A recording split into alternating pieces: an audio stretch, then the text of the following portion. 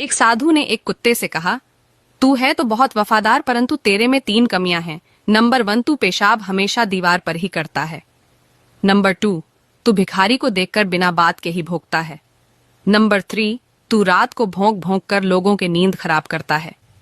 इस पर कुत्ते ने बहुत ही सुंदर जवाब दिया। कुत्ता बोला, साधु सुन, जमीन पर पेशाब इसलिए नहीं करता कहीं किसी ने वहां बैठकर पूजा की हो। भिखारी पर इसलिए भोंकता हूं, वह भगवान को छोड़कर लोगों से क्यों मांगता है, जो कि खुद भिखारी है भगवान से क्यों नहीं मांगता। और रात को इसलिए भोंकता हूं, हे पापी मनुष्य, तू इस भरम की नींद में क्यों सोया हुआ है। अपने उसे प्रभु को याद कर जिसने तुझे इतना सब कुछ दिया है।